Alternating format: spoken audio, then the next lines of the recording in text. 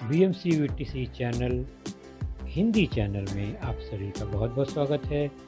इस वीडियो को देखने के बाद आप लोगों के लिए इसके डिस्क्रिप्शन बॉक्स में कुछ आसान से प्रश्न दिए गए हैं जो कि इस वीडियो से संबंधित है। उन्हें हल करने का प्रयास ज़रूर कीजिए और फिर वीडियो देखने के बाद उसमें एक छोटा सा डिस्क्रिप्शन बॉक्स में छोटा सा गूगल फॉर्म भी है, उसे ज़रूर भरें। अपने सुझाव अपनी राय को उसमें ज़रूर भरें ताकि हम वीडियो को और इम्प्रूव कर सकें। और अंत में इस चैनल को अगर आपने सब्सक्राइब नहीं किया है तो ज़रूर सब्सक्राइब कीजिए ताकि आपको नए नए आने वाले वीडियो की सूचना मिलती रहे। तो चलिए देखते हैं अपना वीडियो।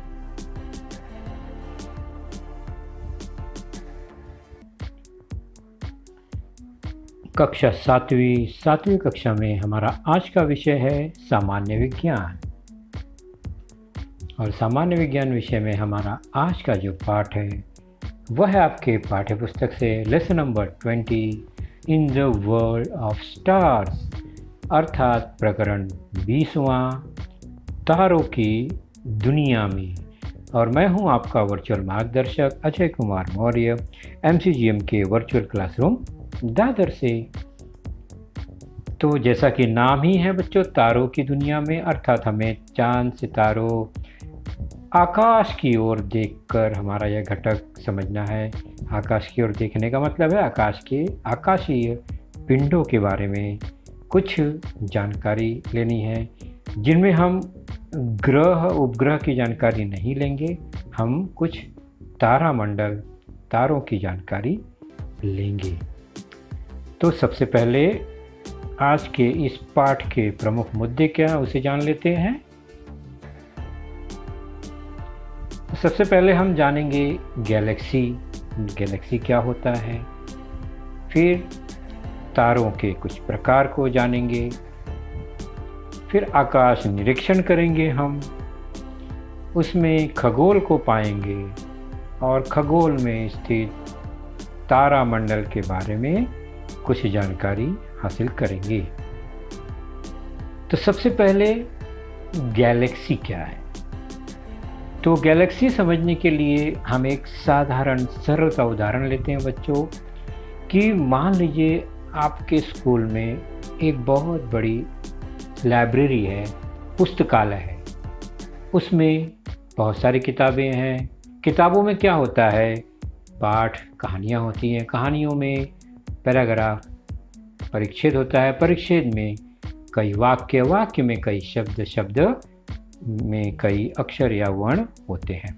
तो इसका मतलब अगर हम वर्ण से शुरू करें, अक्षर, तो कुछ वर्णों से शब्द बनता है, कुछ शब्दों से फिर वाक्य बनता है, वाक्य से परिच्छेद बनता है। इसका आकार बढ़ता जा रहा है, विस्तार होता जा रहा है। परिच्छेद मिलाकर पाठ बनते हैं और कई पाठ मिलाकर एक पुस्तक बना लिया जाता है और कई पुस्तकों की फिर एक पुस्तकालय या लाइब्रेरी बनाई जाती है।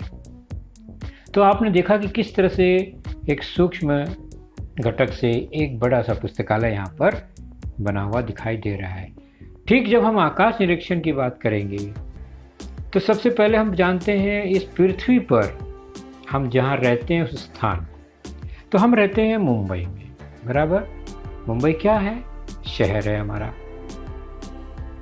मुंबई शहर कहाँ है, तो मुंबई शहर जो है महाराष्ट्र राज्य में है। तो महाराष्ट्र राज्य में शहर है। महाराष्ट्र जो राज्य है वो भारत देश का एक हिस्सा है। तो राज्य जो है एक बड़े देश का हिस्सा होता है। देश जो है किसी भूखंड, जैसे कि यह महाद्वीप है एशिया, उसका हिस्सा है। तो महाद्वीप का हिस्सा जो होता है देश होता है। ये महाद्वीप इस पृथ्वी पर है, पूरे भूखंड पर। तो महाद्वीप, पृथ्वी क्या है, हमारा ग्रह है। तो ग्रह में महाद्वीप, देश, राज्य, शहर है। यहाँ पर हमारे पृथ्वी किसी एक तारा यानी सूर्य के इर्द गिर्द चक्कर मारती है। तो सूर्य का परिवार का हिस्सा है पृथ्वी, वही है सौर मंडल हमारा, जिसमें सूर्य के अलावा और भी ग्रह उपग्रह हैं। तो सौर मंडल में ग्रह उपग्रह हैं। हमारा सौर मंडल जो है वो ऐसे कई सौर मंडल मिलाकर एक बड़ा विस्तृत भाग बनता है, जिसे कहते हैं आकाश गंगा। उसमें कई सौर मंडल, कई सूर्य के से तेज तारे और अन्य आकाशीय पिंड, ग्रह इत्यादि होते हैं। यही आकाशगंगा जो है हमारी, ऐसे कई आकाशगंगा मिलाकर गैलेक्सी बनता है। तो गैलेक्सी जो है आकाशगंगा ही है। उस गैलेक्सी में सौर मंडल है कई, असंख्य। सौर मंडल में असंख्य ग्रह, कई सौर मंडल। ग्रह में महाद्वीप जैसे कि हमारा है, और ग्रह के बारे में हमें ज़्यादा पता नहीं है क्योंकि वहाँ हम रहते नहीं हैं। तो वहाँ पर बंटवारा देश, राज्य और शहर का नहीं है। कोई बात नहीं, हमें केवल जानना है विस्तार।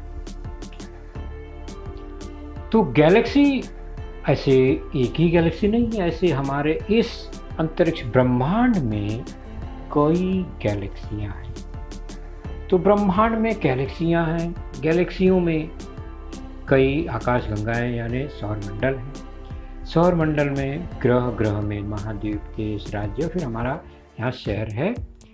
तो अगर गैलेक्सी ब्रह्मांड का छोटा सा हिस्सा है तो बताइए बच्चों, हमारा देश, हमारी पृथ्वी कितना छोटा है इस ब्रह्मांड में। तो हमें केवल चर्चा करनी, पहले अपने सौर मंडल से तुलना करते हैं। तो हमारे सौर मंडल में जो भी 8-9 ग्रह हैं जिन्हें हम ग्रह मानते हैं, जिसमें पृथ्वी भी एक ग्रह है। बाकी बुध, शुक्र, मंगल, गुरु, शनि, यूरेनस, नेपच्यून, ये अन्य ग्रह हमारे परिवार के, सौर परिवार के हैं, सौर मंडल के। तो यह एक सौर मंडल हम जानते हैं।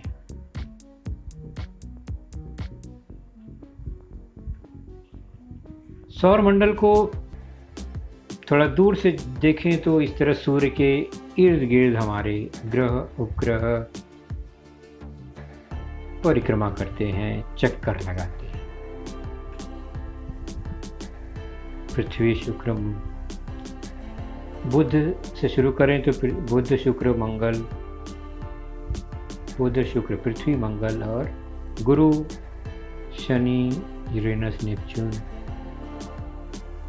इस तरह क्रम में हम यह देख रहे हैं। सब ग्रह आकाशीय पिंड हैं।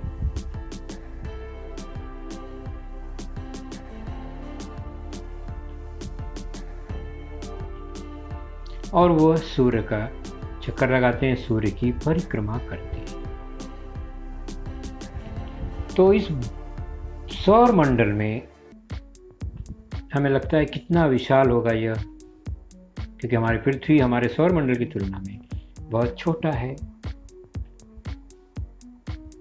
ऐसे ही सौर मंडल, कई सौर मंडल मिलकर हम देखते हैं कि आकाशगंगा देख रहे हैं, पूरा वृत्ताकार विस्तृत दुधिया रंग का फैला हुआ यह गैलेक्सी है जिसे आकाशगंगा कहते हैं। और यह आकाशगंगा हमारे पृथ्वी से नज़र आने वाला आकाश का थोड़ा सा यहाँ पर हिस्सा है।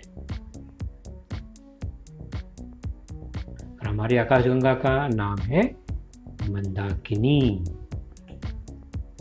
ऐसे कई आकाशगंगाएं इस ब्रह्मांड में स्थित हैं। तो हमारी पृथ्वी का तो यहाँ कोई पता ही नहीं चल रहा है, क्योंकि इतना विशाल है यह ब्रह्मांड।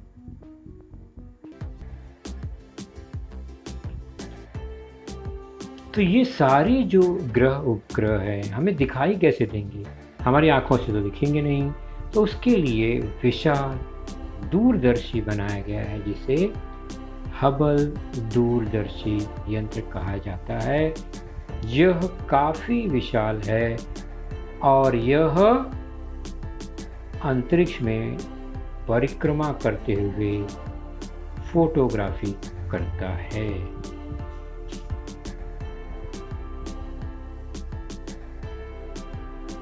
सबसे पहले हम जानेंगे तारों के प्रकार। हमारे जो आज का पाठ का जो घटक है तारों के प्रकार, उनमें है सबसे पहले सूर्य सदृश तारे, अर्थात सूर्य के जैसे दिखने वाले या सूर्य के आकार प्रकार के तारे। फिर लाल राक्षसी तारे यानी विशाल तारा। फिर महाराक्षसी तारा यानी उससे भी बड़ा तारा। फिर जुड़वा तारा यानी दो के रूप में दिखाई देते हैं। रूप विकारी तारे यानी उनका रूप घटता बढ़ता रहता है, रूप बदलते रहते हैं। तो ऐसे विशाल तारे हमारे इस ब्रह्मांड में मौजूद हैं। तो उनका आकार की तुलना ही हम नहीं कर सकते। अब देख रहे हैं सूर्य एक तारा छोटा सा, अगर उस आकार को देखें तो उससे बड़ा और उससे भी बड़े और बड़े यह विशाल तारे मौजूद हैं। तो अन्य कितने ही तारों की तुलना में सूर्य जो है बहुत ही छोटा है और हमें ऐसा लगता है सूर्य काफ़ी बड़ा तारा है। तो तारों का निर्माण होता कैसे आखिर? तो तारों का जो निर्माण है वह निहारिकाओं से होती है। तो निहारिकाएं क्या है? निहारिका जो है वो हमारे इस ब्रह्मांड में जो धूल के कण, हाइड्रोजन गैस वगैरह है, उनसे बने हुए बादल है। उसी बादल को का इकट्ठा होना, इकट्ठा होकर उनमें ऊर्जा निर्मित होना, ऊर्जा से हमें वह तारे के रूप में नजर आती है। जैसे कि ये निहारिकाएं हैं, धूल के कण हैं, वह आकर्षण से एक दूसरे के करीब आते हैं। उनके गुरुत्वाकर्षण से, बाहरी दबाव से वे और एक दूसरे के करीब आते हैं। करीब आने पे ऊर्जा अधिक हो जाती है और ऊष्मा बढ़ जाती है और ये तारों का रूप ले लेते हैं। इन्हें हमारा सूर्य भी इसी तरह का एक तारा है। तो गुरुत्वाकर्षण के कारण इन बादलों के कणों में यानी जो निहारिकाएं हैं उनमें आकर्षण निर्माण होता है और वह घना और वृत्ताकार बन जाता है। इस समय बादल के बीच के भाग में गैस का दबाव बढ़ जाता है। इस कारण तापमान में भी वृद्धि होती है और वहाँ ऊर्जा निर्मित होता है। हमें वहाँ से ऊष्मा, रोशनी दिखाई देती है। यही हाइड्रोजन का बादल वृत्ताकार जो होता है वह तारा, स्टार बन जाता है। चलिए, तो हमने देखा तारों का निर्माण। अब हम चलते हैं जमीन से आकाश की ओर निरीक्षण करें तो निश्चित है कि कुछ नग्न आंखों से हम कुछ तारे देख पाते हैं और फिर दूरबीन, खगोलीय दूरबीन, टेलीस्कोपिक दूरबीन का उपयोग करते हुए हम दूर तक के तारों का निरीक्षण कर सकते हैं।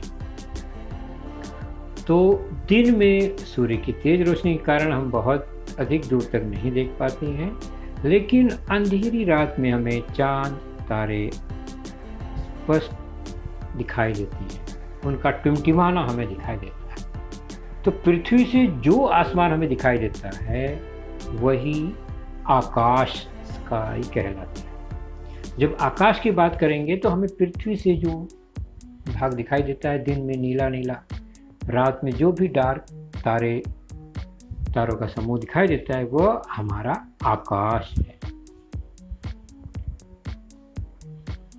तो पृथ्वी से दिखाई देने वाले आसमानी भाग को आकाश कहते हैं और आकाश में कई तारे, ग्रह मौजूद होंगे जो हमें स्पष्ट दिखाई नहीं देते। कई पिंड, असंख्य पिंड हमारे इस आकाश में हैं और आकाश में जितने भी ये सब पिंड हैं उनके बीच में बहुत जगह है, ऐसे बहुत नज़दीक चिपके हुए ऐसे दिखाई दे रहे हैं, जैसे हमारे घर होते हैं, बिल्डिंग होते हैं बाजू बाजू में, बगल बगल में, वैसा नहीं होता। इनमें करोड़ों अरबों किलोमीटर की दूरियां होती हैं एक एक पिंडों के बीच में। तो ये असीमित खोखला भाग जो है, जगह जो है, वह अंतरिक्ष, अवकाश या स्पेस कहलाता है।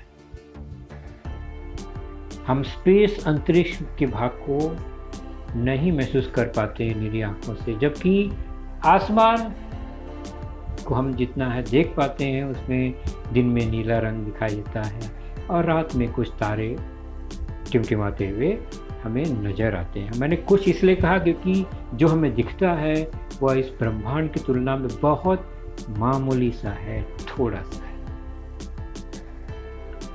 तो आसमान को देखते हैं तो हमें वह एक गोला ही नज़र आता है, क्योंकि जैसे दूर तक जाएंगे, पृथ्वी के किनारे तक देखेंगे, पृथ्वी का अंत हमें गोलाकार ही नज़र आता है, वृत्ताकार ही नज़र आता है। जैसे कि पृथ्वी है और पृथ्वी के ऊपर जो आसमान है वो भी हमें इस तरह गोलाकार नज़र आता है और उसमें हमें तारे टिमटिमाते हुए दिखाई देते हैं। थोड़ा दूर से देखें तो कुछ इस तरह से हमें यह आभास होता है कि हमारे ऊपर भी एक बहुत बड़ा कोई गोला है। इसे हम खगोल या आभासी खगोल कहते हैं। तो आभासी है, उसका विस्तार हमें पता नहीं, लेकिन हमें यह गोला नज़र आता है कि वह जहाँ तक हम देख पा रहे हैं वह गोला आभासी खगोल है। अब पृथ्वी पर खड़े होकर दूर तक अगर हम देखें ज़मीन को तो आकाश और ज़मीन मिला हुआ दिखाई देता है, और चारों दिशाओं में अगर घूमें तो वह हमें पूरा वृत्ताकार नज़र आता है, जिसे हम कहते हैं क्षितिज, हॉरिजॉन।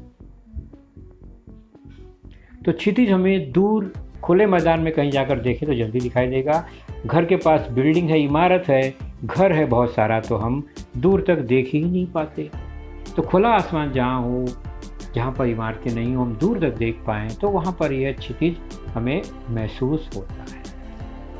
तो आकाश हमें इसी कारण गोला नज़र आता है, जबकि हमारे पृथ्वी गोल होने के कारण ऐसा दिखाई देता है। तो आकाश में घूमने वाले ग्रह, तारे इसी गोले पर सरकते हैं, ऐसा हमें आभास होता है। सूर्य भी हमें दिखाई देता है कि पूर्व से निकल रहा है, पश्चिम में जा रहा है। तो तारों, ग्रहों का मूवमेंट हमें दिखाई देता है, जबकि ऐसा नहीं है, हमें आभास होता है। तो ये आभासी जो गोला है वही गोला खगोल कहलाता है। तो आभासी खगोल है। चलिए हम क्षितिज को जानने का प्रयास करते हैं कि यह पृथ्वी पर, मान लीजिए हम कहीं खड़े हैं, पृथ्वी पर बहुत सारे पेड़ पौधे दिख रहे हैं, हम पृथ्वी पर खड़े हैं और दूर, एकदम दूर तक देखें तो हमें पृथ्वी का जो किनारा है वह गोलाकार दिखता है, आसमान से नीचे जुड़ा हुआ नजर आता है। दूर हम देखें इस तरह तो हमें यह गोला या वृत्त नजर आता है, जिसे हम कहते हैं क्षितिज, यह गोल भाग। क्षितिज के ऊपर हमें आसमान दिखाई देता है, क्षितिज के अब नीचे, जमीन के नीचे भी ठीक उसी प्रकार का एक गोला होगा, निश्चित है। तो आधा गोला ऊपर दिखाई है, आधा गोला नीचे पृथ्वी के दूसरी ओर होगा। और अगर हम दिशा को ध्यान दें, उत्तर दक्षिण और पूर्व पश्चिम, तो उत्तर दक्षिण की ओर और दक्षिण दक्षिण की ओर यह जो हमारा आभासी खगोल, जहाँ पर हमें वह दिशा जुड़ा हुआ दिखाई देता है, मिलता है, उसे हम खगोलीय उत्तर ध्रुव, उत्तरी दिशा की ओर, और दक्षिण दिशा की ओर यानी दूसरी ओर जहाँ पर यह हमें दिखाई दे रहा है मिलता हुआ बिंदु, उसे खगोली दक्षिणी ध्रुव कहते हैं। तो खगोली उत्तर और खगोली दक्षिण ध्रुव मतलब पृथ्वी के भौगोलिक ध्रुव यानी उत्तर की ओर जाने पर जहाँ पर वह खगोल को मिल रहा है वह उत्तरी ध्रुव, और दक्षिण दिशा में जहाँ पर वह बिंदु खगोल को मिलता हुआ दिखाई देता है वह खगोलीय दक्षिणी ध्रुव है। और अगर हम पृथ्वी पर खड़े हैं तो ठीक सिर के ऊपर जो रेखा खींचने पर जो बिंदु खगोल को मिलता हुआ दिखाई देता है उसे हम ऊर्ध्व बिंदु कहते हैं। तो ऊर्ध्व बिंदु सिर के ठीक ऊपर और फिर पैर के ठीक नीचे दूसरी ओर भी खगोल है, वहाँ पर जो बिंदु होगा उसे हम अधः बिंदु कहते हैं। तो ऊर्ध्व बिंदु सिर के ठीक ऊपर वाला, अधः बिंदु एकदम पैर के ठीक नीचे दूसरी ओर खगोल को मिलने वाला बिंदु है।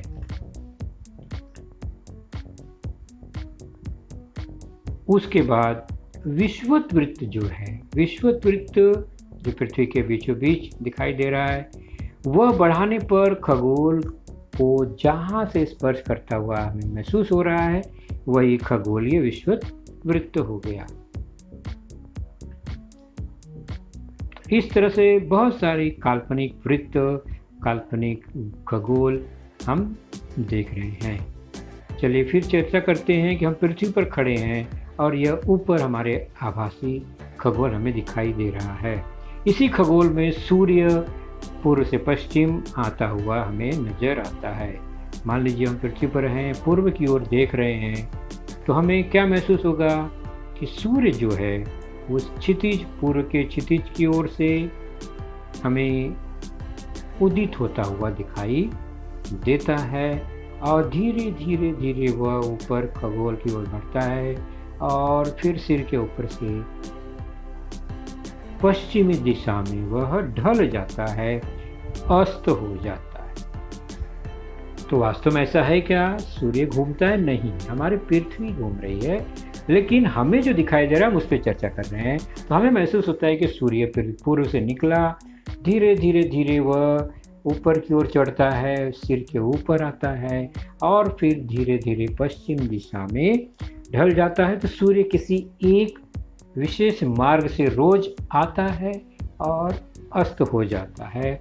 यह जो काल्पनिक मार्ग है कि जिस रास्ते से सूर्य हमेशा आ रहा है और अस्त हो रहा है, उस काल्पनिक वृत्त को, कि वो वृत्ताकार मार्ग है, उसे हम कहते हैं आयनिक वृत्त। क्या कहेंगे उसे? आयनिक वृत्त। तो यह भी काल्पनिक आभासी वृत्त ही है, लेकिन हम मानते हैं कि आयनिक वृत्त पर से ही सूर्य जाता है, उसी रास्ते से। तो वह वृत्ताकार है, इसलिए उसका नाम आयनिक वृत्त हमने रख दिया। तो अब संकल्पना कुछ क्लियर हुई कि हम पृथ्वी पर खड़े हैं, सूर्य पूर्व में उदित होता हुआ दिखाई देता है, धीरे धीरे वह ऊपर चढ़ता है, सिर के ऊपर आता है, पश्चिम में अस्त होता है। तो वह जो काल्पनिक रास्ता है, वृत्ताकार मार्ग है, वही है आयनिक वृत्त। आगे हम आयनिक वृत्त पर चर्चा करेंगे। इसी आयनिक वृत्त से जो हमारे कुछ नक्षत्र या तारा मंडल हैं वह हमें दिखाई देते हैं, महसूस होता है।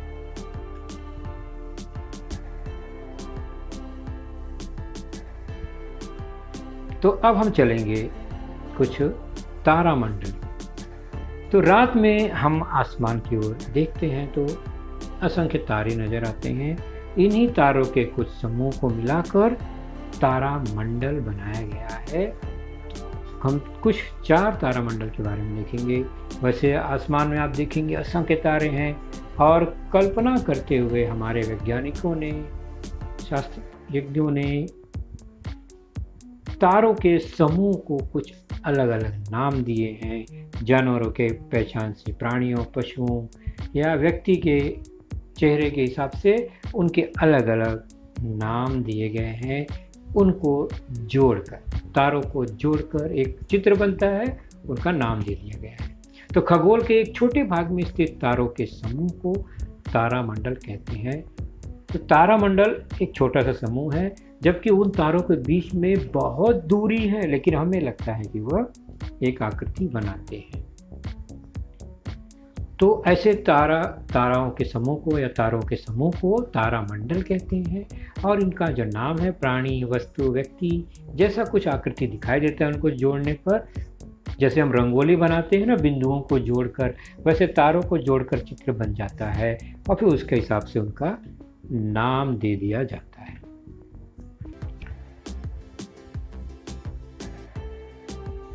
अब जैसा कि जानते हैं कि आभासी जो खगोल है पूरा वृत्ताकार है, गोल एकदम से, और उसको अगर हम कोण के हिसाब से बांटें, 30-30 अंश के हिसाब से बांटें तो 12 भागों में बटेगा।